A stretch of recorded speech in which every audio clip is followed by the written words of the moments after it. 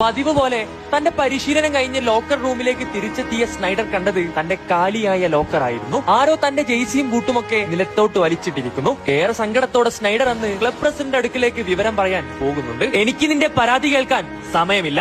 ഞങ്ങൾക്ക് ഈ സീസണിൽ ചാമ്പ്യൻസ് ലീഗ് നേടിയേ മതിയാകൂ. അതിന് നീ ഈ ടീമിന് ഫിറ്റ് അല്ല. തൽക്കാലം നിനക്ക് ഇവിടെ നിന്ന് പോവാം. പരാതി പറയാൻ റയൽ പ്രസിഡന്റിന്റെ അടുക്കിലേക്ക് പോയ സ്നൈഡറിന് തിരികെ ലഭിച്ച മറുപടികളായിരുന്നു ഇവയെല്ലാം. താങ്കളുടെ പുതിയ ടീം നേടുന്നതിന് മുമ്പ് ആ UCL കിരീടം ഞാൻ സ്വന്തമാക്കിയിരിക്കും. തന്നെ ഇത്രയും നേരം അപമാനിച്ച പ്രസിഡന്റിന്റെ മുഖത്ത് നോക്കി സ്നൈഡർ ഇത്രമാത്രം പറഞ്ഞ് നിറകണ്ണുകളോടെ ബെർണബ്യൂവിന്റെ പടികളിറങ്ങുന്നു. 2 ദിവസങ്ങൾക്ക് ശേഷം സ്നൈഡറെ തേടി ഹോസെ മൗറിനോയുടെ ഇന്റർ മിലാൻ രംഗത്തേക്ക് വരുന്നു. ഇന്ററിൽ നിറഞ്ഞാടിയ സ്നൈഡർ തന്റെ ആദ്യ സീസണിൽ തന്നെ ഇന്ററിനായി ഒരു UCL കിരീടം നേടിക്കൊടുക്കുന്നുണ്ട്.